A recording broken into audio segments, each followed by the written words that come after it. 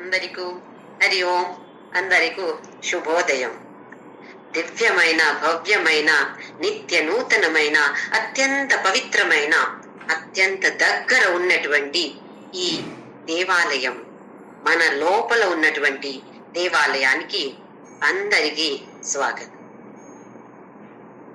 ఆనందాశ్రమంలో భౌతికంగా ఉండి అన్ని చోట ఉన్నటువంటి మా గురుగారు పప్పా స్వామి రామదాస్ ఆధారవిందాలకి నా ప్రణామాలు.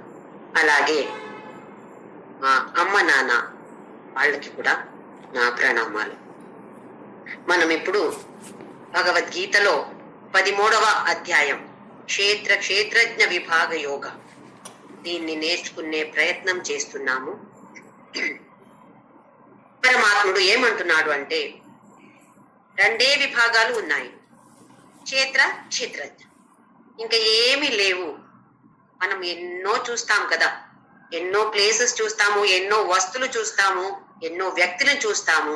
కానీ భగవంతుడు ఏమంటున్నాడు అంటే, రెండే ఉన్నాయి, క్షేత్రజ్ఞ. దేంట్లో మార్పు ఉంటుందో దాన్ని క్షేత్ర అని పిలిచాడు. దేంట్లో మార్పు అస్సలు రాదు, ఎప్పుడు శాశ్వతంగా అలాగే ఉంటుందో దాన్ని క్షేత్రజ్ఞ అంటున్నారు అర్జున అని అన్నాడు. ఫస్ట్ లో శరీరం గురించి మాట్లాడాడు. ఇదం శరీరం కౌంతేయ క్షేత్రమిత్యభిధీయతే అని శరీరం గురించి మాత్రమే మాట్లాడి, తర్వాత 6వ శ్లోకం నుండి అన్ని ఇంద్రియాలు, ప్రకృతి, మనస్సు, బుద్ధి, ఇవి అన్ని కూడా మార్పులు ఉంటాయి, అందుకే దాన్ని క్షేత్ర అంటున్నాము అని భగవంతుడు వర్ణించాడు. క్షేత్రజ్ఞ గురించి చెప్పిన తరువాత ఇంకా జ్ఞేయ.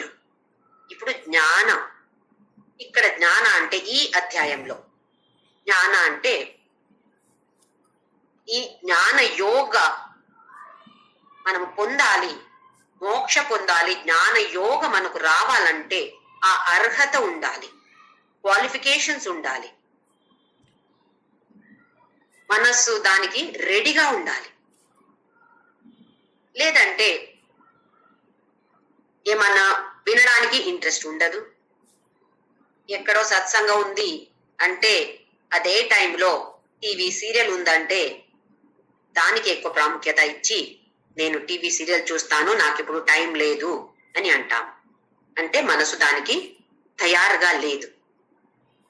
ఇంకా ఏదో ఒక తప్పు చేసినట్టు ఉంటుందేమో టీవీ సీరియల్ చూస్తే, అందుకే సరే సత్సంగం వింటాను అని వినొచ్చు. వింటే కూడా ఎంత మనకు అర్థం అవుతుందో అది చెప్పలేము. ఏం అర్థం అయిందో దాన్ని మనము మన జీవితంలో ఆచరించడం కష్టం. ఎందుకంటే మనస్సు తయారుగా లేదు. ఆ మనస్సు తయారుగా ఉండాలి, రెడీగా ఉండాలి. ఏదైనా అంతే కదా, మనం ఇప్పుడు మెడికల్ కాలేజ్ ఎక్కాలంటే దానికి అర్హత ఉండాలి. ఎవరో వచ్చి నేను మెడికల్ క్లాస్ కి వెళ్తానంటే కుదరదు. దానికి ఆ ఎంట్రన్స్ ఎగ్జామ్ పాస్ అవ్వాల్సిందే, మంచి ర్యాంక్ వస్తేనే సీటు దొరుకుతుంది. అలాగే ఇక్కడ కూడా దానికి క్వాలిఫికేషన్స్, అర్హత ఉండాలి. అది ఏంటని భగవంతుడు ఇక్కడ 8వ శ్లోకం నుండి 12వ శ్లోకం వరకు 20 గుణాలు దాని గురించి చెప్తున్నాడు. మన అనాలిసిస్ మనం చేసుకోవచ్చు.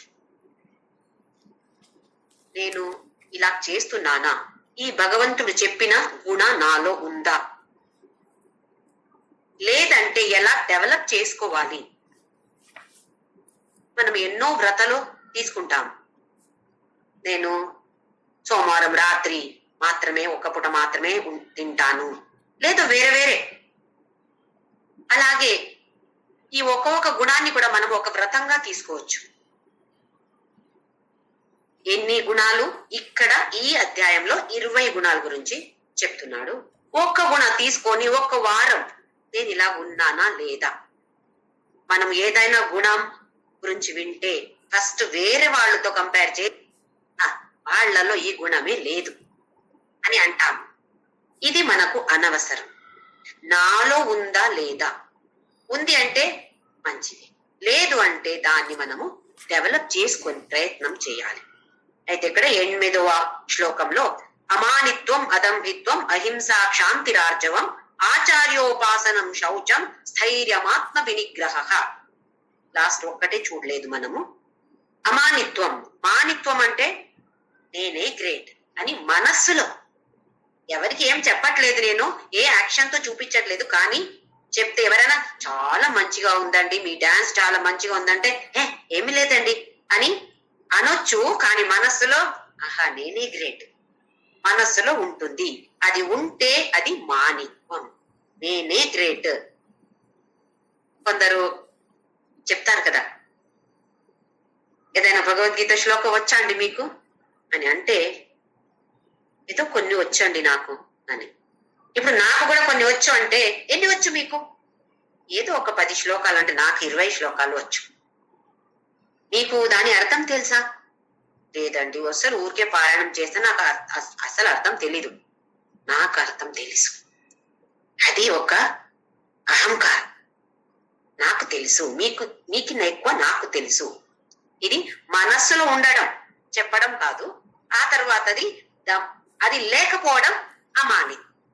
మానిత్వం అంటే అలాంటి భావనలో ఉండడం, అమానిత్వం అంటే లేకపోవడం. అలాగే దంభిత్వం, ఈ మనసులో ఉంది కదా నేనే గ్రేట్ అని, దాన్ని చూపించడం, యాక్షన్ లో చూపించడం. ఏదో ఒక విధంగా ఎలాగైనా ఉండొచ్చు. మంచి నగాలు, నా దగ్గర డైమండ్ నెక్లెస్ ఉంది, వేరే వాళ్ళతో కూడా అలాంటిదే నెక్లెస్ ఉంది, నేను ఇంకా పెద్దది వేసుకొని వెళ్తాను. ఎందుకు? చిన్నదైతే వాళ్ళ దగ్గర కూడా ఉంది కదా, వాళ్ళు కూడా వేసుకుంటారు కదా, నేను ఇంకా పెద్దది వేసుకొని వెళ్తాను. ఇలాగే ఏదో ఒక రకంగా చూపించడం, మన యాక్షన్ లో నేనే గ్రేట్ అని చూపించడం దంభిత్వం. అదంభిత్వం అంటే అది లేకపోవడం. ఆ తర్వాత అహింస, హింస లేకపోవడం.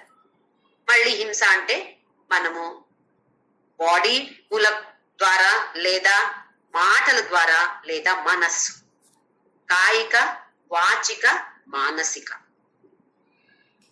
ఎవరినో కొట్టడం అది భౌతిక హింస. లేదు, అలా చేయట్లేదు. అలా చాలా మంది మనం ఏం చేయట్లేదు, అలాంటిది కొట్టడం ఏం చేయట్లేదు. ఆ తర్వాత వాచిక, తిట్టడం, అది చేస్తాం. వాళ్ళు ముందు చేయొచ్చు, ఎక్కువసారి వాళ్ళు వెనక చేస్తాం. వాళ్ళు ఉండినప్పుడు అంత ధైర్యం లేదు మనకు, వాళ్ళని తిట్టే ధైర్యం మనకు ఉండదు. వాళ్ళు ఎప్పుడు తిరిగి వెళ్ళారో అప్పుడు మొదలవుతుంది మన తిట్టులు. వీళ్ళ దగ్గర వాళ్ళ గురించి చెడ్డ మాటలు, ఇవి అన్ని హింస. మనం అనుకుంటాము కొడితే మాత్రమే, మర్డర్ చేస్తే మాత్రమే హింస. ఇది కూడా హింస. అది లేదు. సరే, నేను అలాగే ఎవరిని తిట్టట్లేదు, చాలా మంచిదే. మనస్సులో తిట్టుతున్నారా? మనస్సులో వేరే వాళ్ళ గురించి నెగటివ్ గా ఆలోచిస్తున్నారా? అది కూడా హింస.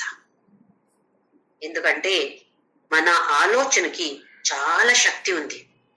అందుకే కదా ప్రేయర్స్ మనము ప్రార్థన చేస్తే చాలా శక్తి ఉంది అందులోని చెప్పడం. ఒకటి మంత్రానికి శక్తి ఉంటుంది, ఇంకొకటి మన మనస్సు. అలా మంచి మనసుతో మనం చేస్తే దానికి చాలా చాలా శక్తి ఉంటుంది. ఆలోచనకి చాలా శక్తి ఉంది. అది ఒక ఎనర్జీ కదా. శక్తి అంటే మనకు ఆ తరంగాలు బయటపడతాయి.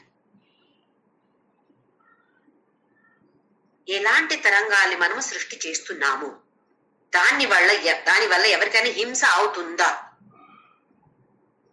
ఇది హింస. అలాగే మనిషికి, వ్యక్తికి మాత్రమే కాదు, ప్రాణులకి, చెట్లకి.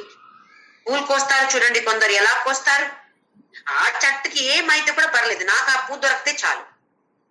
ఆ పూ దేనికి? పూజ చేయడానికి. ఎంత ప్రేమ భగవంతుడు అంటే, ఆ పూలతో మనము పూజ చేస్తున్నాము. అదే ప్రేమ ఇక్కడ ఈ చెట్టు మీద ఉందా మనకు? ఆ చెట్టు ఎవరు? భగవంతుడే వచ్చాడు కదా ఆ చెట్టులో. ఇది మనము తెలుసుకోవాలి. ముందు వెళ్ళిన ఈ మార్గంలో మనం ఉంటే ఇవి అన్ని నేర్చుకోవాలి, దాన్ని ఆచరించాలి. అయితే పూలు కోసుకోకూడదా? కోసుకోకూడదని కాదు, పూజ చేయకూడదని కాదు. కానీ మనం ఆ యాక్షన్ చేసినప్పుడు, ఆ పని చేసినప్పుడు ఎలా తీయాలి అంటే ఆ చెట్టుకి మన వల్ల హింస అవ్వకూడదు. ఆ చెట్టుకి ఒక ప్రేయర్, నువ్వు ఇంత మంచి పూ ఇచ్చావు నాకు, ఈ పూల ద్వారా నేను భగవంతుడిని అర్చన చేస్తున్నాను, నీకు కూడా అందులో ఏ పుణ్యం ఉందో నాకు పుణ్యం వస్తుంది, అందులో నీకు కూడా పాలుంది, ఎందుకంటే నువ్వు కదా ఇచ్చావు నాకు ఈ పూ. ఒక్క థ్యాంక్స్, ఈ పూ నాకు ఇచ్చినందుకు నీకు థ్యాంక్స్. అలాంటి ఒక భావనతో మనం చేస్తే అది అహింస. ఇంకా వస్తువులు, ఎస్పెషల్లీ చెప్పలు, ఎంత రక్షణ చేస్తుందో మన పాదాల్ని. కానీ రాగానే బయట ఇలాగిలా వదిలేసి దానికి ఒక గౌరవం ఇచ్చే పద్ధతి మనకు లేదు. అది మనము డెవలప్ చేసుకోవాలి. ఏ వస్తువైనా దాన్ని హ్యాండిల్ చేసినప్పుడు ఒక గౌరవ భావనతో చెయ్యాలి. దానివల్ల మనకి ఏదో ఉపయోగం అయింది కదా, అందుకే ఒక్క థ్యాంక్స్ అయినా కావాలి. థ్యాంక్స్ చెప్తే ఆ వస్తుకేం అర్థం అవ్వదు, కానీ మన మనసు మారుతుంది. ఇది చాలా ఇంపార్టెంట్ మనకు. ఇది హింస లేకపోవడం అహింస. శాంతి, శాంతి అంటే సహనా శక్తి, పేషెన్స్. ఎవరైనా ఏమైనా మనల్ని తిట్టంగానే మనము మళ్ళీ వెనక తిడతాం. సహన అనేది లేదు. ఎక్కడ వెళ్తే అది 2 నిమిషాల లోపల ఆపాలి. లేదు అంటే అక్కడ ఎవరు ఏం చేస్తున్నారో వాళ్ళని అందరిని తిట్టడం, కొట్టడం కూడా మొదలవుతుంది. క్షమ, తితిక్ష, శాంతి అంటే సహన, ఇవన్నీ సేమ్ మీనింగ్. ఆర్జవం, ఆర్జవం అంటే మన ఆలోచన, మాటలు, మన చేసే కార్యం ఒకే విధంగా ఉండాలి. ఆలోచించడం ఒక్క విధంగా ఆలోచిస్తాము, మాటలు ఇంకొక విధంగా ఉంటుంది, చేసే పని వేరే విధంగా ఉంటుంది. అంటే దీంట్లో ఒక ఇంటెగ్రిటీ లేదు, ఒక హార్మనీ లేదు. అలాగా అవ్వకూడదు. ఏం ఆలోచిస్తున్నామో అలాగే మాటలు రావాలి, ఏం మాట్లాడుతున్నామో అదే యాక్షన్ లో రావాలి. అందుకే ఆలోచన అనేది ఎంత పవర్ఫుల్, ఎంత పవిత్రంగా ఉండాలి, ఎంత పరిశుద్ధ ఆలోచన రావాలి. మనం ఎప్పుడు పరిశుద్ధంగా ఆలోచిస్తున్నామో అప్పుడు మనకు మంచి మాటలు వస్తాయి, మన కార్య కూడా అలాగే మంచిగా ఉంటాయి. ఆ తర్వాత ఆచార్య ఉపాసన. ఆచార్య ఉపాసన అంటే మన ఎవరిని గురువు అని స్వీకారం చేస్తామో ఆ గురుకి గౌరవం ఇవ్వడం, లేదా ప్రేమించడం, లేదా ఒక అభిమానం. ఇది ఒక్క యాంగిల్లో చూస్తే. ఇంకొక విధంగా చూస్తే ఆ గురు దేన్ని మనకు బోధిస్తున్నారో దాన్ని అర్థం చేసుకొని ఆచరించడం చాలా ఇంపార్టెంట్. ఇది పెద్ద ఆచార్య ఉపాసన.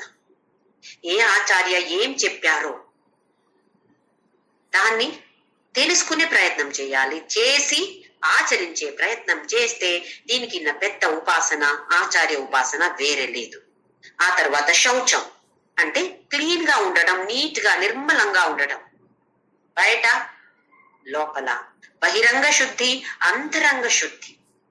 బహిరంగ ఉండాలి, ఉండకపోతే కూడా పర్లేదు, కానీ అంతరంగ శుద్ధి మాత్రం చాలా ఇంపార్టెంట్. మన ఇల్లు ఎంత నీట్ గా పెట్టుకుంటాము, లోపల ఒక ఇల్లు ఉంది కదా, భగవంతుడు అక్కడ ఉన్నాడు కదా, దాన్ని నీట్ గా పెట్టుకున్నామా లేదా, ఎలా పెట్టుకోవాలి ఇది చూసుకోవాలి. మనం లోపల క్లీన్ గా ఉండాలి, అలాగే మళ్ళీ ఆలోచన క్లీన్ గా ఉండాలి, మాటలు క్లీన్ గా ఉండాలి, యాక్షన్ క్లీన్ గా ఉండాలి. అంటే నిర్మలంగా, పరిశుద్ధంగా, పవిత్రంగా ఉండాలి. ఆ తర్వాత స్థైర్యం, స్థిరత. ఏదో ఒక పని తీసుకుంటే దాన్ని కరెక్ట్ గా చెయ్యాలి.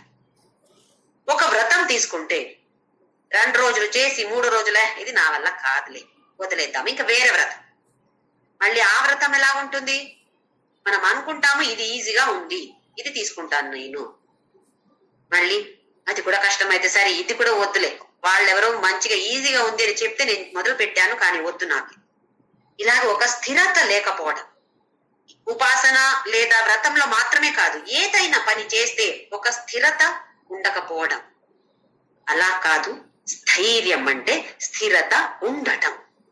నా పొద్దున లేవంగానే ఇవాళ నేను ఎవరి మీద కోపం పడను, ఇది ఒక వ్రతం. ఏదైనా పరిస్థితి కోపం అటువంటి పరిస్థితి వచ్చిందంటే ఏం చేయాలి?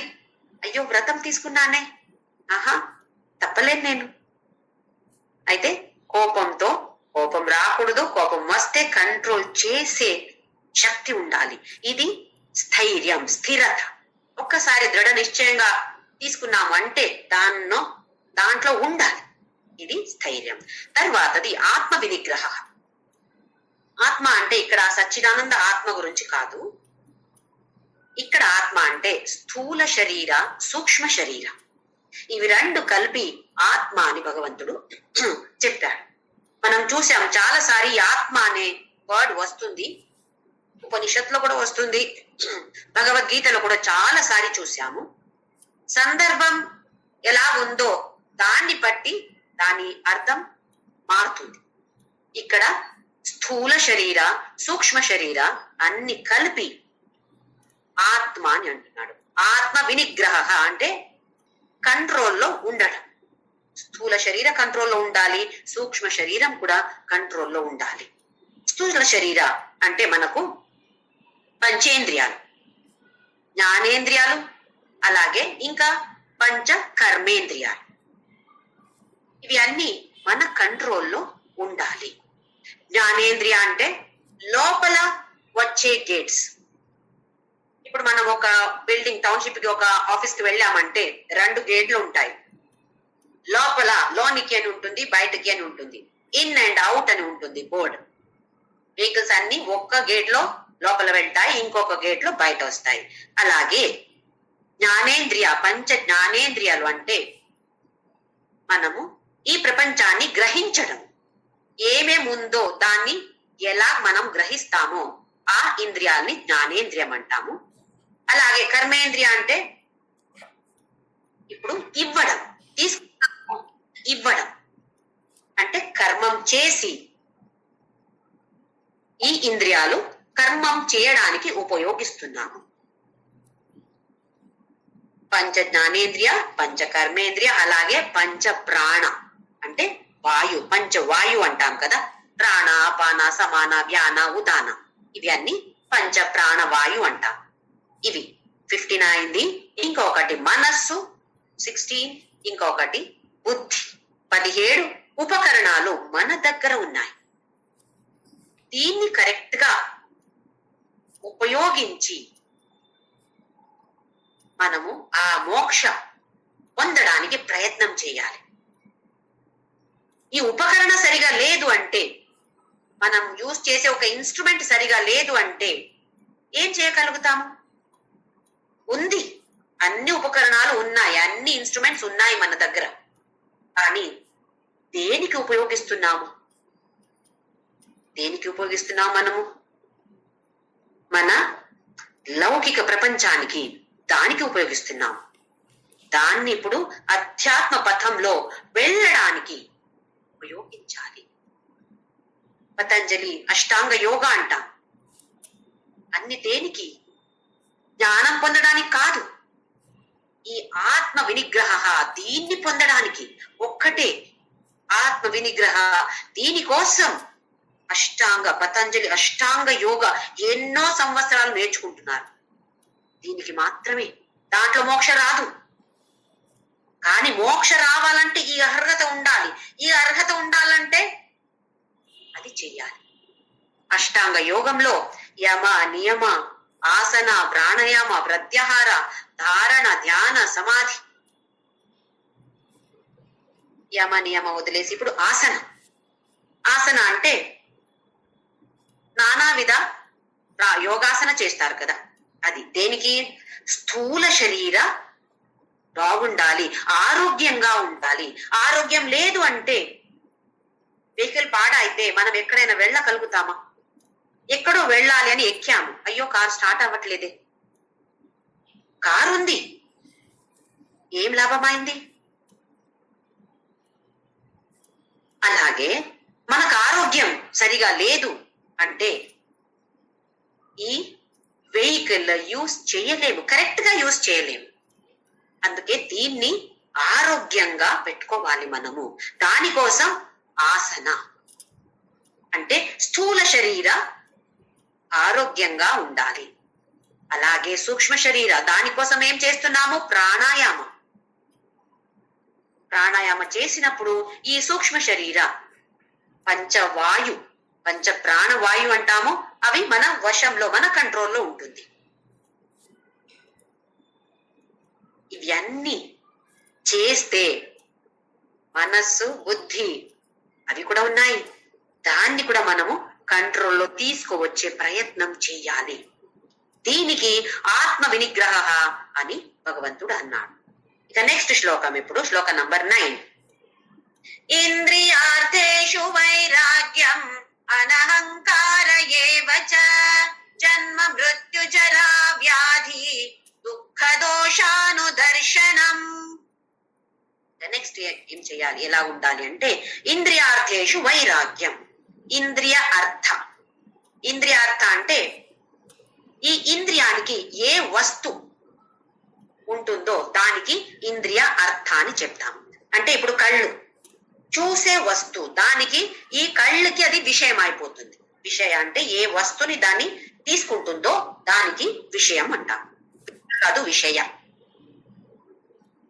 చెవులకి ఏదో సౌండ్, ఏదో శబ్దం, చెవులకి ఆ శబ్దం అనేది ఇంద్రియ అర్థం.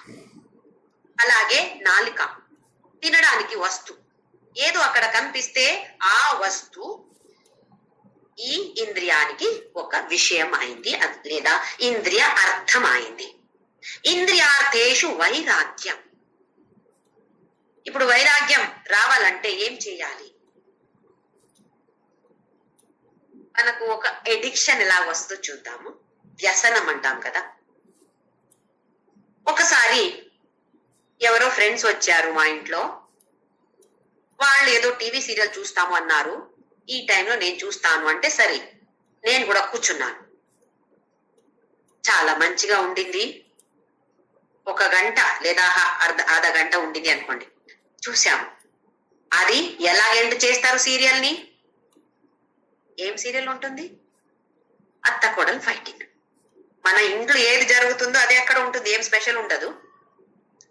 దాన్నే సంవత్సర లాగుతారు వాళ్ళంతే. ఎలాగెంట్ చేశారు? రేపేమవుతుందో చూడాలి, అలాగుంటుంది ఈ సీరియల్స్. మళ్ళీ రేపు అదే టైం 7 o'clock కి ఆన్ చేసి కూర్చుంటాను. ½ an hour వేరే ఏమి పని చెయ్యను, అక్కడ దృష్టి అంతా అక్కడ ఉంది. ఎవరైనా వచ్చారా ఇంటికి, వాళ్ళకి సహస్ర శాపం. బయట చెప్పట్లేదు కానీ మనసులు ఎందుకు ఈ టైంలో రావాలి, 10:30 తర్వాత రాకూడదా, లేదా ముందు రాకూడదా, వాళ్ళకి ఇప్పుడు ఎందుకు రావాలి? మాట్లాడతాము, ఇలాగ మాట్లాడుకొని అక్కడ చూస్తూ ఉంటాము, టీవీ చూస్తూ ఉంటాము. 2 రోజులు చూసామా, 3వ రోజు నుంచి మనకు ఎడిక్షన్ అవుతుంది. అది చూడాలి. ఎక్కడ వెళ్తే కూడా కొంచెం టీవీ ఆన్ చేయరండి, నేను ఆ సీరియల్ చూస్తాను. చూడండి ఎలా మనకు ఇలాంటి ఒక అడిక్షన్ వచ్చేస్తుంది. కొందరికి పొద్దున లేవంగానే కాఫీ, టీ తాగాలి. ఇది లేదా మన బండి స్టార్ట్ అవ్వదు, లేవంగానే అది కావాలి. ఇది కూడా ఒక వ్యసనం. ఎవరైనా తాగుతారంటే చూసుకోండి, తగ్గించడం ప్రయత్నం చేయండి. తప్పు అని కాదు, కానీ ఎలా ఎడిక్షన్ అయిపోతుంది మనకు ఒక చిన్న విషయంలో అంటున్నాను. మనకు మన ఇంట్లో నిద్రపోతేనే నిద్ర వస్తుంది, అదే బెడ్ మీద. ఇంకా రూమ్ మారితే కూడా మనకు నిద్ర రాదు. ఎందుకు? అంత ఒక అటాచ్మెంట్. దేని మీద? ఒక బెడ్ మీద, ఒక కుక్క మీద. ఇంట్లో ఉండే ఒక కుక్క, దాని మీద ఎంత అటాచ్మెంట్. హస్బెండ్, వైఫ్, పిల్లలు వదలండి, ఎలాగైనా ఉంది. మీద కూడా ఎంత మనకు అటాచ్మెంట్ ఉంది. ఇక్కడ వైరాగ్యం అంటే, ఇంద్రియార్థేషు వైరాగ్యం అంటే ఎలా చేయాలి? ఇప్పుడు నేను చెప్పాను ఆల్రెడీ, స్వీట్స్ ఎన్ని స్వీట్స్ ఉంటే అన్ని తినేస్తాను. ఒక్క డబ్బాలో ఒక 4 లడ్డు ఉందంటే 4 లడ్డు కూడా ఒకేసారి పోతుంది. అయితే దాంట్లో వైరాగ్యం రావాలంటే ఏం చేయాలి? ఫస్ట్ లో ఆ స్వీట్స్ ఉండకూడదు ఇంట్లో, ఆ వస్తుని చూడకూడదు. అప్పుడు నా లడ్డు లేదు ఇంట్లో అని అంటే ఆహా, అప్పుడు పర్లేదు. లడ్డు ఉంది అంటే వైరాగ్యం ఎలా రావాలంటే ఫస్ట్ లో కొంచెం ఫోర్స్ చేసి బుద్ధికి చెప్పాలి, చూడు ఇది తింటే ఇలాగా అవుతుంది నీకు, ఒక్క వ్రతం ఒక్క రోజు నేను ఏ స్వీట్ ఇవాళ తినను అని తీసుకున్నావు కదా, అయితే లడ్డు ఎలా తింటావు నువ్వు? ఆ తరువాత ఆ వివేకాన్ని ఉంటుంది మనకు, అది మనల్ని అలర్ట్ చేస్తుంది. తింటే ఇలాగా అవుతుంది, తినకపోతే చనిపోవు కదా నువ్వు, నీకేమవుతుంది తినకపోతే? ఎందుకు ఈ నాలికకి గులామగా ఉంటున్నావు నువ్వు అని ఆ వివేక మనాన్ని ఇలా అలర్ట్ చేస్తూ ఉంటుంది. అప్పుడు ఆ బుద్ధికి తెలుస్తుంది, ఓహో తినకూడదు, తినాలి అంటే తినొచ్చు కానీ దానికి ఒక ఎడిక్షన్ రాకూడదు. ఫస్ట్ లో మనము కొంచెం ఫోర్స్ఫుల్లీ మనం చేయాల్సి వస్తుంది, ప్రయత్నపూర్వకంగా చేయాల్సి వస్తుంది. ఆ తర్వాత మనకు అది అలవాటు అయిపోతుంది. ఒకసారి నేను చెప్పాను, నాకు ఒక ఫ్రెండ్ ఉన్నారు, ఇప్పుడు 3 సంవత్సరాలు అయింది, ఏ స్వీట్ తినట్లేదు. ఎంత డిటర్మినేషన్ ఉంది చూడండి. ఫస్ట్ 14 years అలా చేసింది ఆవిడే, ఇప్పుడు మళ్ళీ 3 years అయింది, ఒక్క స్వీట్ కూడా తినరు. ఎంత కష్టం అది. కొన్ని స్వీట్స్ మనకు ఎంత స్వీట్స్ ఇంట్రెస్ట్ ఇష్టం లేదు అంటే కూడా ఏదో 1-2 అయినా మనం తింటాం కదా, అది చూస్తే కూడా ఎంత స్థిరత ఉంది ఆ నియమంలో. ఇప్పుడు వైరాగ్యం అంటే మనకు ప్రయత్నపూర్వకంగా మనము ఫస్ట్ లో చేయాల్సి వస్తుంది. ఆ తరువాత వైరాగ్యం బై డిఫాల్ట్ వచ్చేస్తుంది, ఆటోమేటిక్ గా వచ్చేస్తుంది. ఎందుకంటే ఆ వివేక అనేది అక్కడ అలర్ట్ అయిపోతుంది. అలాగే అనహంకార, అహంకార లేకపోవడం అనహంకార. చూద్దాం అహంకారం అంటే ఏంటో అని. ఫస్ట్ మానిత్వం అంటే మనస్సులో నేనే గ్రేట్ అని ఆలోచన, ఎవరికి ఏం చెప్పట్లేదు. దంభిత్వ అంటే యాక్షన్ లో చూపించడం, నేనే గ్రేట్ అని యాక్షన్ లో చూపించడం. ఇప్పుడు అహంకార అంటే ఇక్కడ మాటలు.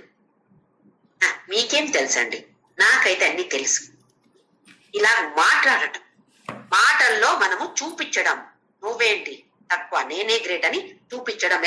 ఎలా చూపించడం? ఇది మాటల్లో మాట్లాడి మనము ఇలా చూపిస్తున్నాం నేనే గ్రేట్ అని. కొందరు చూడండి, మనము ఏ టాపిక్ తీసుకుంటే కూడా వాళ్ళ గురించి చెప్పాలంటే ఏదో ఒకటి తీసుకొస్తారు. అక్కడ తీసుకువచ్చి అవునా మీరు అలా చేశారా, నేను చూడండి ఇంకా ఏదో గ్రేట్ గా ఉంది దాన్ని చెప్తాను. ఎక్కడ వెళ్తే వాళ్ళ గురించే చెప్పుకోవాలి. చాలా మంది ఇది ఒక బుద్ధి ఉంది, ఇలాంటి ఒక అభ్యాసం ఉంది కొందరికి. ఏదో చిన్నగా చేసి ఉండొచ్చు, వేరే వాళ్ళు ఏదైనా చేస్తే దీనికి కనెక్ట్ చేసి నేను చూడండి ఇలా చేశాను, ఇది చాలా బాగుందండి, ఇలా చేస్తేనే మంచిదండి, నేను చేశానండి. అట్లా ఇప్పుడు మంచి మనసుతో చెప్తే ఏం తప్పు కాదు, కానీ అక్కడ మనసు ఎలా ఉంది? వేరే వాళ్ళు ఇప్పుడు నన్ను చెప్పాలి, ఓహో అవునా వేరే గ్రేట్ అండి, అది ఎక్స్పెక్టేషన్ అలా ఉంటుంది. దీన్ని అహంకారం అని అంటాం. మానిత్వం, దంభిత్వం, అహంకారం 3 కూడా ఒకే భావనలో. మానిత్వం, యాక్షన్ లో దంభిత్వం, మాటల్లో అహంకారం. అది లేకపోవడం ఇప్పుడు అనహంకార. అనహంకార ఏవచ. ఆ తరువాత జన్మ మృత్యు జరా వ్యాధి దుఃఖ దోషానుదర్శనం. జన్మ మృత్యు జర వ్యాధి దుఃఖం, దీన్ని దోషాన్ని అనుదర్శనం. ఇక్కడ అనుదర్శనం అంటే చూసి తెలుసుకోవడం, ఊరికే దర్శనం కాదు, తెలుసుకోవడం. జన్మ, మనం ఎవరైనా డెలివరీ అయిందంటే, ఎవరికైనా డెలివరీ అయిందంటే ఈజీగా ఉండిందా, కష్టమైందా డెలివరీ అని అడుగుతాం కదా. ఆ తల్లికి కష్టమైందా, సిజేరియన్నా, నార్మలా, ఎంత టైం పడింది, ఇవి అన్ని అడుగుతాం. ఆ తల్లికి కష్టమైంది, అవును. పుట్టిన బిడ్డకి ఎంత కష్టమైందో, ఆ చిన్న ద్వారంలో బయటికి రావాలంటే ఎంత కష్టమైందో. కానీ దాని గురించి మనం ఆలోచించట్లేదు. ఇంకా లోపల తల్లి కడుపులో ఉండినప్పుడు ఎంత కష్టం అనుభవించిందో మనకది గుర్తులేదు కదా. ఈ తల్లి వాళ్ళు ఎలా తింటారు? కడుపు నిండగా తింటారు. కారం, పులుపు, చాలా ఉప్పు, ఇవి అన్ని తింటారు. అవి అన్ని తింటే అక్కడ లోపల చాలా కష్టం అవుతుందంట. ఏమంటాము, భ్రూణ ఫీటస్ అంటాం కదా, దానికి చాలా కష్టం అవుతుందంట లోపల. ఎలా ఉండాలి 9 నెలలు?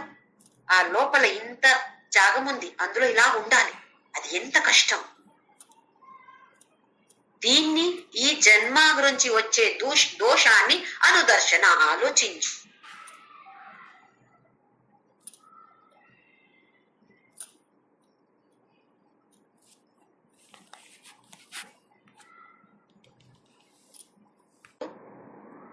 చనిపోవాలని ఉంది అని అంటారు. కానీ ఎంత చెప్తే కూడా చెప్పొచ్చు అలాగే, కానీ చనిపోతారు అంటే అది వద్దు. లాస్ట్ మినిట్ కి కూడా అమ్మో వద్దు వద్దు, ఎలా నేను బతకాలి బతకాలి అని ఆశ ఎవరికైనా ఉంటుంది. ఇంకా అందరిని వదిలి వెళ్ళాలి కదా, అది సులభమా? ఎవరిని నా వాళ్ళు మన వాళ్ళు అని అనుకున్నామో వాళ్ళని అందరి వదిలి వెళ్ళాలి. ఇల్లు వదిలి వెళ్ళాలి, నా పొజిషన్ వదిలి వెళ్ళాలి, డబ్బు, బ్యాంక్ బ్యాలెన్స్ అన్ని వదిలి నా కుక్క ఉంది కదా ఇంట్లో, కుక్కని ఎలా వదిలి వెళ్తాను?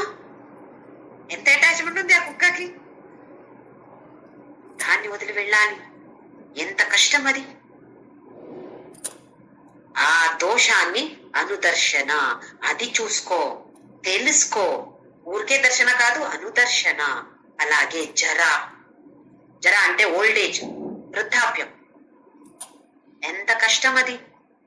చూడండి కొందరిని, వయసాయన వాళ్ళని చూడండి, ఎవరు సరిగా మాట్లాడట్లేదు. ఎందుకు? వినపడట్లేదు. సరిగా వినపడట్లేదని ఎవరు గట్టిగా మాట్లాడి ఎక్స్ప్లెయిన్ చేస్తారు వాళ్ళకి? ఎలాగైనా చెప్తే కూడా ఏం వినలేరండి వాళ్ళు. పర్లేదు, చెప్పకపోతే పర్లేదని చెప్తాం కదా. వాళ్ళకి ఎలా ఉంటుంది? నాకెవ్వరు ఏమి చెప్పట్లేదు, నేనంటే ఎవ్వరికి ఇష్టం లేదు ఇప్పుడు, ఇంతవరకు కావాలి కావాలని ఉండింది, ఇప్పుడు ఎవరికి నేనంటే వద్దు. అవి అన్ని ఆలోచనలు మనకు వస్తాయి. జర అంటే వృద్ధాప్యం. వయసు అయినప్పుడు ఏమేం కష్టాలు ఉంటాయో, దోషాలు అంటే ఇక్కడ కష్టాలు, ఏమేం కష్టాలు ఉంటాయో దాన్ని అనుదర్శనం చేసుకో. ఎందుకు ఇలా చెప్తున్నాడు భగవంతుడు అంటే, మనకు దేహం అంటే ఎంత అభిమానం ఉంది. నేనే దేహం, జ్యోతి అంటే ఈ దేహం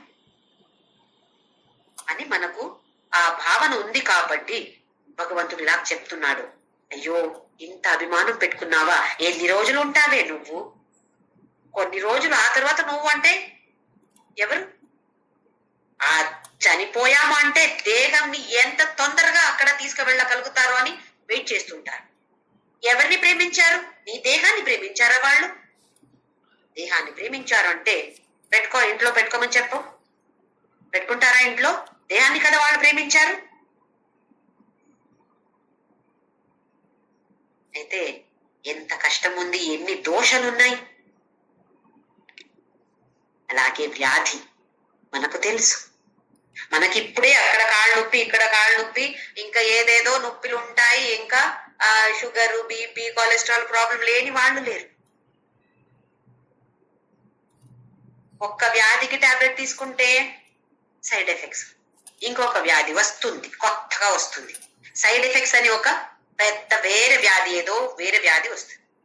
దానికి మళ్ళీ టాబ్లెట్ తీసుకోవడం, మళ్ళీ ఇంకొక వ్యాధి వస్తుంది.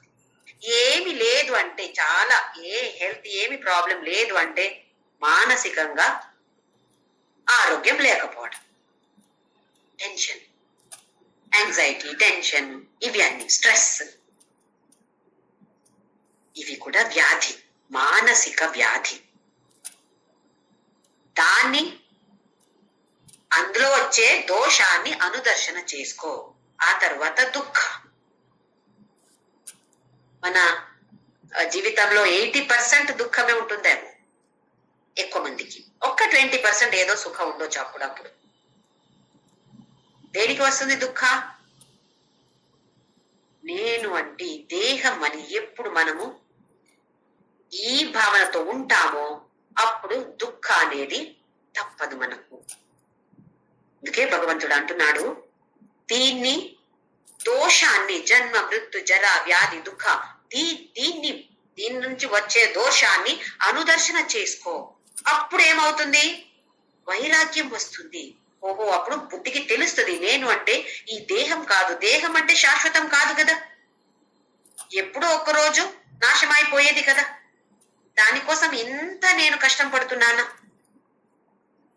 లేదా శాశ్వత ఏదో దాన్ని నేను నేర్చుకొని దాన్ని ఎలా నేను అందాలి, అక్కడ వెళ్ళాలి, నేను దానికి నేను ఏం చెయ్యాలి, ఇది చూసుకోవచ్చు కదా. దానికోసం భగవంతుడు ఈ శ్లోకంలో ఇంద్రియార్థేషు వైరాగ్యం అనహంకార ఏవచ జన్మ మృత్యు జరా వ్యాధి దుఃఖ దోషానుదర్శనం అని అన్నాడు. నెక్స్ట్ శ్లోకం, శ్లోక నంబర్ 10. అసక్తిరనభిష్వంగః పుత్రదారగృహాదిషు నిత్యం చ సమచిత్తత్వం ఇష్టానిష్టోపపత్తిషు. ఆసక్తి, ఆసక్తి అంటే ఇంట్రెస్ట్ ఉండటము. ఇక్కడ ఆసక్తి అంటే మనసులో నుండి డిటాచ్మెంట్, డిటాచ్ గా ఉండడం. అంటే మన మనస్సు మన కంట్రోల్లో ఉండడం. దీనికి ఇంకొక పేరు క్షమ. క్షమ కాదు, KSHMA క్షమ అంటే సహన, తితిక్ష, శాంతి అవి చూసాము. ఇది క్షమ, SHAMA క్షమ అంటే మనస్సుని కంట్రోల్లో పెట్టడం. దమ అంటే ప్రత్యాహార లేదా అన్ని ఇంద్రియాన్ని మన కంట్రోల్లో పెట్టడం దమ. క్షమ దమ అని వస్తుంది కదా, చాలాసారి మనం చదువుతాము వేరే ఉపనిషత్తులో లేదా వేదో పురాణం చదివినప్పుడు క్షమ దమ అని వస్తుంది. క్షమ అంటే మనస్సుని మన కంట్రోల్లో పెట్టుకోవడం, దమ అంటే ఇంద్రియాల్ని మన కంట్రోల్లో పెట్టుకోవడం. ఇప్పుడు ఇంద్రియార్థేషు వైరాగ్యం, ఆత్మ వినిగ్రహ, ఇవి రెండు చూసాం. ఇందులో వైరాగ్యం అంటే ఆ వస్తువుని చూడకపోతే ఇంద్రియాలు మన కంట్రోల్ ఉంటాయి. ఇప్పుడు స్వీట్ గురించి చెప్పాను. ఆ స్వీట్ ఇంటికి తీసుకురాకపోతే నేను వ్రతం చేస్తాను, స్వీట్ తినను. ఉంటే కదా, లేదు అంటే తినను. అయితే ఇంద్రియ నిగ్రహ కొంచెం సులభం దీనికి కంపేర్ చేస్తే. మనస్సుని కంట్రోల్లో పెట్టుకోవడం చాలా చాలా కష్టం. ఎందుకంటే ఇప్పుడు లడ్డు నేను ఇంట్లో పెట్టట్లేదు ఇప్పుడు, ఎందుకంటే ఉంటే నేను తింటాను. సరే తీసుకురాను, ఇంటికి తీసుకురాను. అప్పుడు నా నాలిక అనే ఇంద్రియ నా కంట్రోల్లో ఉంటుంది. అక్కడ లేదు కదా, లడ్డు లేదు కదా. ఆ వస్తు లేకపోతే ఆ ఇంద్రియ మన కంట్రోల్లో ఉంటుంది. కానీ మనస్సు ఏమంటుంది ఇప్పుడు? ఆహా, మొన్న లడ్డు తిన్నాను, ఎంత బాగుంటుంది, ఇంకొకసారి తింటే బాగుంటుంది. మనసు ఎక్కడ ఉంది? లడ్డు మీద ఉంది. నేను ఉపవాసం చేస్తే ఇలాగే అవుతుంది. రాత్రి భోజనం లేదు, చేయట్లేదు అంటే మధ్యాహ్నం ఎక్కువ తింటాను, సాయంత్రం కూడా తింటాను. ఎందుకు? రాత్రి తినట్లేదు కదా. అయితే మనసు ఎక్కడ ఉంది? ఫుడ్ మీద ఉంది. ఒక్క పూట ఉపవాసం, కానీ పొద్దు నుండి మనస్సంతా భగవంతుడి మీద లేదు, ఆ భోజనం మీద ఉంది. అమ్మా ఎక్కువ తినాలి ఇప్పుడు మధ్యాహ్నం, మళ్ళీ రాత్రి లేదు కదా భోజనం, మళ్ళీ నెక్స్ట్ డే కదా. రాత్రి తిన్నానా? లేదు, తినలేదు. కానీ మనస్సు అబ్బా దేని గురించి ఆలోచిస్తుంది? అదే ఫుడ్ గురించి ఆలోచిస్తుంది. అంటే దానికి అటాచ్ అయి ఉంది. మనస్సుని కంట్రోల్లో తీసుకురావడం అంత ఈజీ కాదు. ఇంద్రియాలని కొంచెమైనా చెయ్యొచ్చు, ఆ విషయ వస్తు ఏముందో దాన్ని ఇవ్వకూడదు ఆ ఇంద్రియాలు. అప్పుడు ఇంద్రియ కంట్రోల్ అయిపోతుంది. కానీ మనస్సు కంట్రోల్ చేయడం చాలా చాలా చాలా కష్టం. దాని గురించి ఇప్పుడు భగవంతుడు చెప్తున్నాడు. ఆసక్తి చూడండి, ఆసక్తి అంటే ఇంట్రెస్ట్, ఆసక్తి అంటే మనస్సుకి ఒక డిటాచ్మెంట్. అందులో లడ్డు ఆ మనస్సు అక్కడ పోవట్లేదు. ఇష్టం ఉండింది, కానీ ఇప్పుడు నాకు నా వివేకానికి తెలిసింది తింటే ఏమవుతుంది, తినకపోతే ఏమవుతుంది. తింటే షుగర్ ప్రాబ్లం రావచ్చు, లూజ్ మోషన్ అవ్వచ్చు, ఇండైజెషన్ అవ్వచ్చు. తినకపోతే, ఒక లడ్డు తినకపోతే ఏమవుతుంది, బతకలేనా? ఇలా ఒక వైరాగ్యం వచ్చేస్తుంది. ఎప్పుడు ఆ బుద్ధికి తెలుస్తుందో అప్పుడు అందులో ఇంట్రెస్ట్ ఉండదు. లేదు, ఈ వ్రతం తీసుకున్నాను, దృఢంగా నిశ్చయం చేశాను, అందులో స్థిరంగా ఉంటాను అని మన బుద్ధికి తెలిస్తే ఆ తర్వాత లడ్డు చూస్తే కూడా తినాలి అని మనస్సు రాదు. ఇది ఆసక్తి. తర్వాత అనభిష్వంగ పుత్రదార గృహాదిషు. పుత్ర అంటే పిల్లలు, దార అంటే భార్య. మగవాళ్ళకి భార్య, మనము ఆడవాళ్ళు తీసుకుంటే భర్త అని తీసుకోవచ్చు. పుత్రదార గృహాదిషు అనభిష్వంగ. ఎక్కువ వ్యామోహం, ఎక్కువ అటాచ్మెంట్ పెట్టుకోకూడదు. ఇది అనభిష్వంగ. ఎవరి మీద అటాచ్మెంట్ పెట్టుకోకూడదు ఎక్కువ. పుత్రదార గృహాదిషు, అది భగవంతుడికి తెలుసు. మనకి ఎవరి మీద ఎక్కువ వ్యామోహం ఉంటుంది, పిల్లల మీద, భార్యకు భర్త మీద, భర్తకు భార్య మీద. అలాగే గృహ, మా ఇల్లు, ఎంత మంచిగా ఉంటాను అక్కడ, ఇంకెక్కడ వెళ్తే ఇక్కడ నాకు నిద్ర రాదు. మా ఇంట్లో, మా బెడ్లో, మా బెడ్షీట్ బ్లాంకెట్ వేసుకొని నిద్రపోతేనే, పండుకుంటేనే నిద్ర వస్తుంది. ఇది అటాచ్మెంట్. బయట ఎక్కడ వెళ్ళామా, నిద్ర వచ్చింది, కానీ ఆలోచన ఇంట్లో పిల్లలు ఏం చేస్తున్నారో, ఇల్లు ఎలాగుందో, ఏం చేశారో ఇల్లు కదా. ఎక్కడుంది మనస్సు? ఎంత అటాచ్మెంట్ ఉంది. ఎక్కువ అటాచ్మెంట్ పెట్టుకోకూడదు అంటున్నాడు భగవంతుడు. అస్సలు అటాచ్మెంటే లేక ఉండకూడదు అంటే మనం ఏమవ్వాలి, పరమహంస పరివ్రాజకాచార్య అవ్వాలి. మనమందరూ గృహస్థాశ్రమంలో ఉండేవాళ్ళు కదా, గృహస్థులు కదా. అయితే ఏ ఇంట్లో ఉంటామో ఆ ఇంటికి కొంచెమైనా అటాచ్మెంట్ ఉంటుంది. ఎవరితో ఇన్ని సంవత్సరాలు ఉన్నామో, భార్య, భర్త, పిల్లలు, కొంచెమైనా ఉంటుంది. అది పర్వాలేదు అంటున్నాడు భగవంతుడు. కానీ ఎక్కువ వ్యామోహం, ఎక్కువ అటాచ్మెంట్ పెట్టుకోకూడదు. ఎట్లా తెలుసు నాకు ఎక్కువ అటాచ్మెంట్ ఉందా, కొంచెమే అటాచ్మెంట్ ఉందా అని ఎట్లా తెలుస్తుంది? అది కూడా మనం అనలైజ్ చేసుకోవాలి కదా. దానికి ఎలాగంటే, ఇప్పుడు పిల్లల మీద అటాచ్మెంట్ ఉంది. పిల్లలకి కష్టం అయితే మన మనసుకి కూడా కష్టం అవుతుంది కదా. పిల్లలు సంతోషంగా ఉంటే మనం కూడా సంతోషంగా ఉంటాము అని ఒక భావన. ఉదాహరణకి చెప్పాలంటే, ఇప్పుడు నా కూతురు డాన్స్ చేస్తుంది ఒక ప్రోగ్రామ్ లో, స్కూల్లో ఎక్కడో ఒక ప్రోగ్రామ్ లో డాన్స్ చేస్తుంది అని అంటే, నేను అక్కడ వెళ్ళి ఆడియన్స్ లో ఉన్నాను. ఎలాగున్నాను, అమ్మా కరెక్ట్ గా చేస్తుందా లేదో, తప్పు చేస్తుందా ఏమో. తప్పు చేస్తే నేనే తప్పు చేసినప్పుడు, తప్పు చేసినట్టు, నేనే డాన్స్ చేసి నేనే తప్పు చేసినట్టు ఫీలింగ్ ఉంటే ఎక్కువ అటాచ్మెంట్ ఉంది. ఆ పిల్లకి ఏమవుతుందో అదే నాకు కూడా అయినట్టు అవుతుంది అంటే ఎక్కువ అటాచ్మెంట్ ఉండినట్టు. మన అనాలిసిస్ మనము చేసుకోవాలి. నాకు ఎక్కువ అటాచ్మెంట్ ఉందా లేదా. కొంచెం దుఃఖమైన అవుతుంది. ఇప్పుడు మన పిల్లలకి దుఃఖం అయితే మనకు కూడా తప్పకుండా 100% గ్యారంటీ తల్లికి తండ్రికి దుఃఖం అవుతుంది. కానీ అది ఏ లెవెల్లో ఉంది ఆ దుఃఖం, నేనే అనుభవించినట్టు అవుతుందా, నా పిల్ల ఏది అనుభవించిందో నాకు కూడా అలాగే అవుతుందా అంటే ఆ అనుభవం నాకు వచ్చినట్టే ఉంది అంటే చాలా అటాచ్మెంట్ ఉంది. లేదు నాకు కూడా కొంచెం దుఃఖం ఉంది కానీ ఇమీడియట్ గా నేను రికవర్ అవుతున్నాను. దాన్ని తెలుసు నాకు సరే ఇలా ఉంటుంది, ప్రపంచంలో ఇలా ఉంటుంది, బ్రతుకంటే ఇలాగే, జీవితం అంటే ఇలాగే, లైఫ్ ఇస్ లైక్ దిస్ అని నేను మళ్ళీ రికవర్ అవుతాను. ఎంత తొందరగా నేను రికవర్ అవుతాను. దీన్ని బట్టి మన అనాలిసిస్ మనమే చేసుకోవాలి. ఎంత అటాచ్మెంట్ ఉంది, ఎలా తగ్గించొచ్చు. అయితే భగవంతుడు ఏమంటున్నాడు, కొంచెం ఉంటే పర్లేదు కానీ ఎక్కువ వ్యామోహం, ఎక్కువ అటాచ్మెంట్ ఉండకూడదు. ఎందులో పుత్రధార గృహ ఆదిషు అన్నాడు.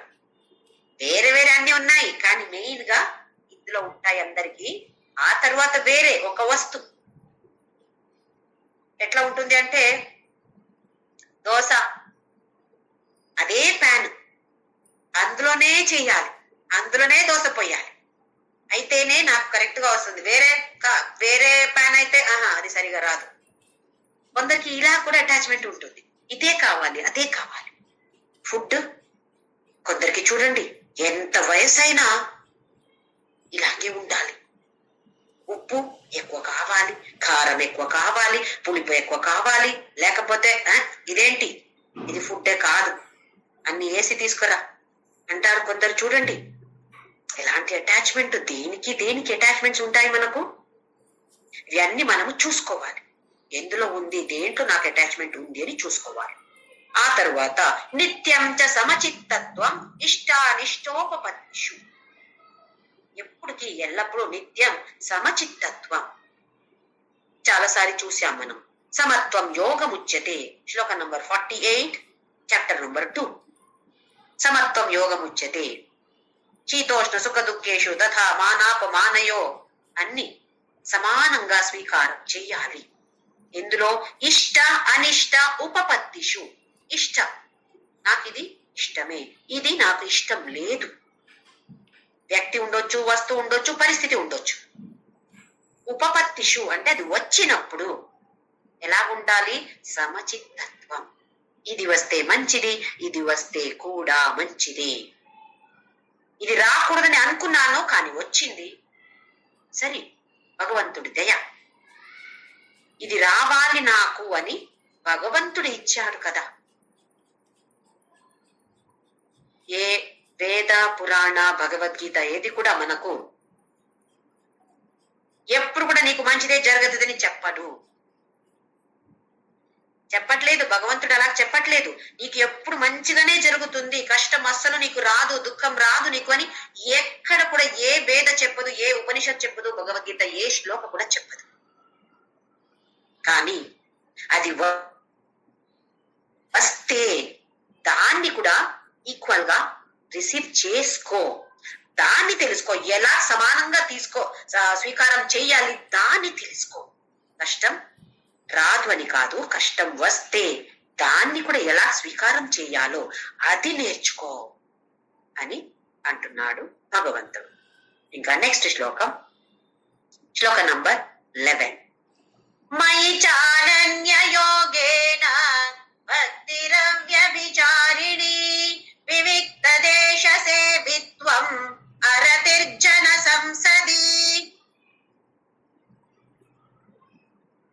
మయి చానన్ అనన్య యోగేన భక్తిరవ్యభిచారిణి. వ్యభిచార అంటే ఒకే తత్వాన్ని పట్టుకోకుండా వేరే వేరే వేరే వేరే.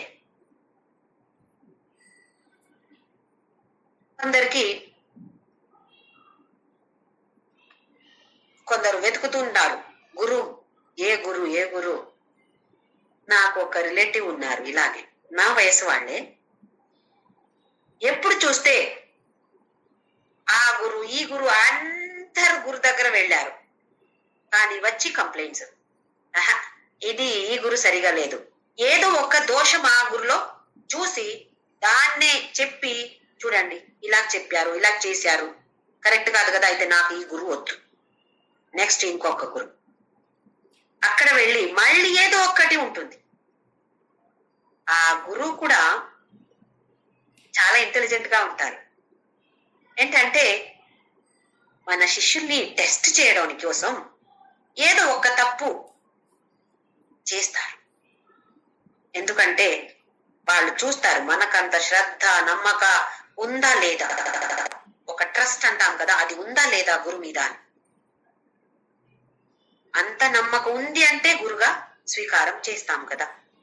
అయితే నా రిలేటివ్ అలాగే ఇప్పుడు కూడా నా వయస్సే, ఎప్పుడు నేను చిన్నప్పటి నుంచి చూస్తున్నాను, ఏ గురు ఆ గురు ఈ గురు అందరి దగ్గర వెళ్ళారు, ఆ ఆశ్రమం ఈ ఆశ్రమం ఈ గుడి ఆ గుడి అంతా వెళ్ళారు, కానీ ఇప్పుడు కూడా గురు దొరకలేదు. ఎందుకంటే ఆ ఫోకస్డ్ లేదు. దృష్టి ఎలాగుంది, అటు ఇటు తిరుగుతూ ఉంటే ఎలా దొరుకుతారు గురు? ఇది వ్యభిచారం. మనము వేశ్య స్త్రీ అంటాం కదా, తెలుగులో కూడా, కన్నడలో అయితే వేశ్య ఉంది, ప్రాస్టిట్యూట్ అంటాం. ఎలా అంటారండి, తెలుగులో కూడా వేశ్య అంటాము. వేశ్య అంటారు, వేశ్య అంటారు. వినపడట్లేదు.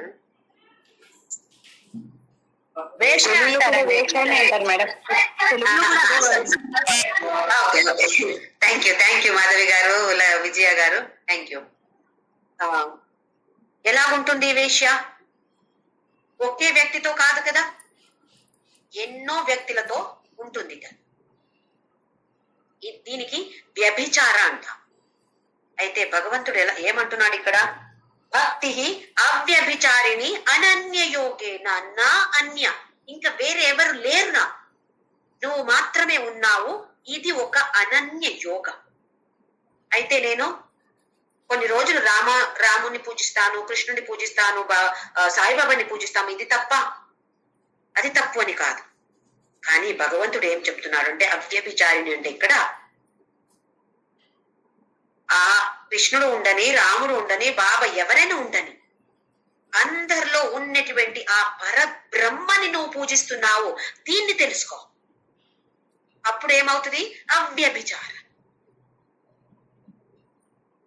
ఈ రామ అనే ఒక భౌతిక దేహంలో వచ్చింది ఎవరు? ఆ పరబ్రహ్ముడే కదా. కృష్ణ, దేవి, లలిత, సరస్వతి, ఎవరైనా ఏదైనా చెప్పొచ్చు పేరు, కానీ ఉన్నటువంటి శక్తి ఆ పరబ్రహ్మ శక్తి మాత్రమే. ఈ భావనతో మనం చేసినప్పుడు అవ్యభిచార అవుతుంది. లేదా నాకు రాముడు మాత్రమే, నేను శివుడిని పూజించను. కొందరికి ఇలా ఉంటుంది కదా, శివుడిని ఎక్కువ ప్రాముఖ్యత ఇవ్వచ్చు, శివుడికి ఎక్కువ ప్రాముఖ్యత ఉండొచ్చు, భక్తి ఎక్కువ ఉండొచ్చు, కానీ అక్కడ కూడా భావన ఎలా ఉండాలి? ఆ పరబ్రహ్ముడే పరశివుడు, ఆ పరబ్రహ్ముడే ఇక్కడ శ్రీరాముడు, ఆ పరబ్రహ్ముడే దేవి. ఈ యొక్క భావన మనం తీసుకువస్తే ఇది అవ్యభిచార అవుతుంది, అనన్య యోగ అవుతుంది. వేరే ఎవరు లేరు నాకు, ఇలాంటి భావన మనస్సు అలాగే పెట్టుకోవాలి. దీనికి ఉదాహరణగా ఒక కథ ఎన్నోసారి చెప్పాను, మళ్ళీ చెప్తాను. ఒక ఊర్లో ఒకే రోడ్డులో ఒక్క సైడ్ ఒక ఇల్లు ఉండింది, అందులో ఒక సన్యాసి ఉండేవాడు. అదే రోడ్డులో ఆపోజిట్ సైడ్ లో ఒక వేశ్యాస్త్రీ ఉండింది. సన్యాసి దగ్గర కొన్ని మంది భక్తులు వచ్చేవాళ్ళు, వేశ్యాస్త్రీ దగ్గర ఎవరు వస్తారో మనకు తెలుసు. ఈ సన్యాసి రోజు గమనించేవాడు, ఆ వేశ్యాస్త్రీ దగ్గర ఎన్ని మంది వచ్చారు, ఎలాంటి కార్లు వచ్చింది, ఇవి అన్ని లెక్క పెట్టుకునేవాడంట. రామకృష్ణ భజనాన్ని చేసేవాడు, మంచి సత్సంగ చేసేవాడు, కానీ ఇది చేసేవాడు. ఒకసారి వేశ్యాస్త్రీ దగ్గర వెళ్ళి చెప్పాడు కూడా, నువ్వు చేసేది మంచిది కాదు, నరకానికి వెళ్తావు చూడు నువ్వు ఇలా చేస్తే అని. తను ఏమి చెప్పలేదు. ఆ తర్వాత ఒక్కరోజు ఓకే సేమ్ డే ఇద్దరు చనిపోయారంట. చనిపోతే ఈ సన్యాసి దేహానికి భక్తులు వచ్చి మంచి పూల మాలలంతా వేసి పెద్ద మెరవణికి చేసి ప్రొసెషన్ చేసి దహనం చేశారు. ఈ వేషాస్త్రికి ఎవరు వస్తారు? కార్పొరేషన్ వాళ్ళు వచ్చి ఆ దేహాన్ని అక్కడెక్కడో పడేశారంట. కుక్కవో ఇంకా ఏదో వచ్చి తినేసింది దేహాన్ని. ఆ తర్వాత ఈ సన్యాసి ఆత్మ తీసుకువెళ్ళారు ఎవరు? యమ సేవకులు. తీసుకువెళ్ళినప్పుడు స్వర్గం కనపడిందట. స్వర్గం కనిపించింది అంతే. ఆ తర్వాత నరకానికి తీసుకువెళ్ళారు సన్యాసి ఆత్మాని. ఆ స్వర్గంలో చూస్తాడు వేశ్యాస్త్రి అక్కడ ఉంది. ఆ ఆత్మ అక్కడ ఉంది అంటే మనము బాడీ ఇప్పుడు తెలుసుకోవడానికి కోసం. వేశ్య అక్కడ ఉంది. ఈయన నరకానికి తడంట. తప్పు జరిగింది, నేను అక్కడ వెళ్లాల్సింది, ఆ వేశ్యాస్త్రి ఇక్కడ రావాల్సింది. అది ఒకే రోడ్ లో ఉన్నాం కదా, ఒకేసారి చనిపోయాము అను మిస్టేక్ అయి ఉండొచ్చు అని మాకు తీసుకువెళ్తామని వెళ్ళారు సన్యాసి ఆత్మాని. అయితే అక్కడ వెళ్ళి చెప్పారంట, నేను సత్సంగం చేశాను, రామకృష్ణ అని చెప్పాను, జపం చేశాను, కానీ నన్ను ఇక్కడ తీసుకువచ్చి ఆ వేశ్యాస్త్రిని అందుకు ఎక్కడ పెట్టారు అని అడిగారంట. ఏదో తప్పు జరిగింది అని. అయితే యమధర్మరాజు నవ్వి అడిగాడంట, ఎలా చెప్పావు సత్సంగ రామ కృష్ణ? నోటితో చెప్పావు కదా, అంటే దేహంతో చేశావు కదా? అవును చేశాను. నీ దేహానికి చనిపోయినప్పుడు ఏం చేశారు? భక్తులందరూ పెద్ద పెద్ద పూలమాల వేశారు. సరే, దేహంతో చేశావు కాబట్టి నీకు దేహానికి అలాంటి ఎండ్ దొరికింది. మనస్సు మనస్సు ఎక్కడ ఉండింది నీది? రామకృష్ణ చెప్పావు, సత్సంగం కండక్ట్ చేశావు, చెప్పినప్పుడు మనస్సు ఎక్కడ ఉండింది? వేశ్యాస్త్రి ఇంటికి ఎవరు వస్తున్నారు, ఎన్ని మంది వచ్చారు, మనస్సు అక్కడ ఉండింది. మనస్సు ఎక్కడ పెట్టావు నాన్న నువ్వు అని అడిగితే సన్యాసికి తెలిసింది ఏం తప్పు చేశాను నేను. అయితే వేశ్యాస్త్రి, ఆ వేశ్యాస్త్రి ఆ కర్మం చేస్తే కూడా మనస్సు దేవుడి మీద ఉండింది. తనకి ఇంకా వేరే ఏమీ తెలీదు, ఏ నాలెడ్జ్ లేదు తనకి. అందుకే ఎలాగో బతకాలి కదా, దానికోసం ఈ వ్యాపారం చేసింది. కానీ మనస్సు మాత్రం అందులో లేదు. ఆ కార్యం చేసినప్పుడు కూడా మనస్సు దేవుడి మీద పెట్టింది. అందుకే తన్ని స్వర్గానికి తీసుకువెళ్ళాము, నిన్ను ఇక్కడ తీసుకురావాల్సింది. ఎంత మంచి కథ మనకు. మనం కూడా చాలాసారి పూజ చేస్తాము, చాలా చాంటింగ్ చేస్తాము, నామ జప చేస్తాము, భజన చేస్తాము. మనస్సు ఎక్కడ ఉంటుంది? మనమే క్వశ్చన్ చేసుకోవాలి, నా మనసు ఎక్కడ ఉంది? ఒక్క సెకండ్ అయినా, ఒక్క గంటల్లో, ఒక్క గంట భజన పాడతాము, శ్లోక పాడతాము, ఒక్క గంటంలో ఒక్క సెకండ్ అయినా నా మనసు పరిశుద్ధంగా నేను అక్కడ పెట్టానా, భగవంతుడి పాదాల మీద నేను పెట్టానా లేదా? వేరే వాళ్ళు ఎవరు చెప్పలేరు. చూస్తే ఒక భక్తి, ఎంత మంచి సత్సంగం చెప్తారండి. మనస్సు ఆవిడది ఎక్కడ ఉందో ఎవరికి తెలీదు. మన మనసు ఎక్కడ ఉందో మనకు మాత్రమే తెలుసు. అందుకే భగవంతుడు చెప్తున్నాడు, మై చానన్య యోగేన భక్తిరవ్య విచారిణి. ఆ తర్వాత అవివిక్త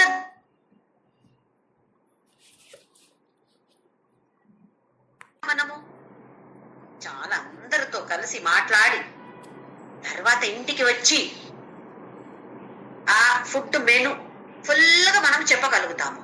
అక్కడ ఉప్పు నుండి స్టార్ట్ అయ్యి లాస్ట్ వరకు ఏముండింది, అందులో ఎందులో ఉప్పు ఎక్కువ ఉండింది, ఎందులో స్వీట్ తక్కువ ఉండింది, బెల్లం ఎక్కువ వేసారు తక్కువ వేసారు, ఇవన్నీ మనము రిపోర్ట్ ఇస్తాం ఇంటికి వచ్చి. ఆ తర్వాత ఎవరెవరు ఏం చీర కట్టుకున్నారో, జ్యువెల్స్ వేసుకున్నారో, ఆభరణాలు వేసుకున్నారో, ఏం చెప్పారో, ఏం మాట్లాడారు, వాళ్ళ గురించి మాట్లాడారు, వీళ్ళ గురించి మాట్లాడారు. ఎంత సమయం మనం అందులో ఉంటాం చూడండి. అయితే భగవంతుడు ఏమంటున్నాడంటే, అరతి అందులో ఉండిపోకూడదు, జన సమూహానికి వెళ్ళకూడదని కాదు, అందరితో కలవకూడదని కాదు, కానీ అందులోనే ఉండిపోకూడదు. వెళ్ళండి, పెళ్లికి వెళ్ళండి, ఏ ఫంక్షన్ కి వెళ్ళండి, వెళ్ళి వచ్చిన తర్వాత మనస్సు మళ్ళీ భగవంతుడి మీద పెట్టండి. లేదా అక్కడ వెళ్ళినప్పుడు కూడా ఇలాగుంది అలాగున్నారు అంటే మళ్ళీ కనెక్ట్ చేసుకోవాలి. అక్కడ భగవంతుడితో ఒక కనెక్షన్ చేసే ప్రయత్నం చేయాలి. ఇది అరతి జన సంసది. రతి అంటే అందులో ముంగిపోవడం, అరతి అంటే ఈ జన సమూహంలో పొంగిపోకూడదు. వివిక్త దేశ సేవిత్వం అంటే నిర్జన ప్రదేశం, లోన్లీ ప్లేస్, సెక్లూడెడ్ ప్లేస్ అంటాము. ఎవరు లేరో అక్కడ వెళ్ళి కొంచెం సమయం మనతో మనం ఉండటం. లేకపోతే ఇంట్లో ఎన్నో మంది ఉంటారు, వాళ్ళతో కలిసే ఉంటాం ఎప్పుడు కూడా. కొంచెంసేపు రోజు కొంచెంసేపు నేను ఏకాంగిగా నేనే ఉంటాను, నాతోనే ఉంటాను. ఏమి చాంట్ చేసే అవసరం లేదు, పాడే అవసరం లేదు, ఊరికే కూర్చోవడం. కొందరికి చూడండి ఇంట్లో ఒక్కరే ఉండలేరు. పిల్లలు, భార్య, భర్త, అత్తగారు, మామగారు లేదా అమ్మ, నాన్న ఎవరో ఉండాలి ఇంట్లో. ఎవరు లేరో, ఒక్క రాత్రి ఎవరు లేరో నిద్ర రాదు. ఎంత భయం! ఏమవుతుంది? అందుకేం చేస్తారు? టీవీ ఆన్ చేసి పెడతారు. సౌండ్ వస్తూ ఉంటుంది కదా, అది తెలుసు అది టీవీ మాత్రమే అని, కానీ సౌండ్ వస్తూ ఉంటుంది కదా. ఇది భగవంతుడు చెప్తాడు,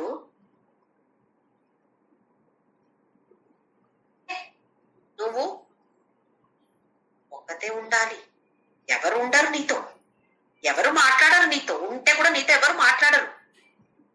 ఇప్పుడే ప్రాక్టీస్ చేసుకో వివిక్త దేశ సేవిత్వం. వివిక్త దేశ అంటే ఎవరు లేనటువంటి ప్లేస్. ఒక రూమ్ ఉండొచ్చు. ఇప్పుడు మనమేమో ఒక పెద్ద అడవి వెళ్ళలేము, కానీ ఇంట్లో కొంచెంసేపు అయినా నాతోనే నేను ఉండటం, ఇది వివిక్త దేశ సేవిత్వం. అలాగే ఉండి అరతిర్జన సంసది, జన సమూహానికి వెళ్తే కూడా మాట్లాడండి, అందరితో మంచిగా ఉండండి. ఒక్క కనెక్షన్ భగవంతుడితో పెట్టుకోండి. ఇంటికి వచ్చిన తరువాత కూడా వాళ్ళ గురించి వీళ్ళ గురించి అంత డిస్కషన్ అవసరం లేదు. మళ్ళీ వచ్చిన తర్వాత మళ్ళీ స్విచ్ ఆన్ చేయాలి. ఇది ఆహా, నా భగవద్గీత నేను ఇక్కడ కనెక్ట్ చేసుకోవాలి. ఎంత కొంచెం టైం అయినా ఉండినప్పుడు దాన్ని కరెక్ట్ గా మనము యూటిలైజ్ చేసుకోవాలి. లేదంటే ఈ దేహం ఒక వాహనంగా ఉంది, దీన్ని మనము వేస్ట్ చేస్తున్నాము. ఎంతో మౌల్యం ఇచ్చాము మనం, దానివల్ల మనకి ఇంత మంచి ఒక దేహం భగవంతుడు ఇచ్చాడు. దీన్ని సరిగా ఉపయోగించట్లేదు అంటే మనము మూర్ఖులైపోతాం. ఈ వాహనాన్ని కరెక్ట్ గా ఉపయోగించి అక్కడ అందే ప్రయత్నం మనమందరూ కూడా చేసుకోవాలి. అందుకే కదా మనం భగవద్గీత నేర్చుకుంటున్నాం. కొంచెమైనా దాని అర్థం తెలుసుకొని రోజు కొంచెమైనా దాని గురించి ఆలోచన చేసి అందులో కొంచెం మన జీవితంలో ఆచరించే ప్రయత్నం అందరూ తప్పకుండా చేద్దాం. ఓం శ్రీరామ్.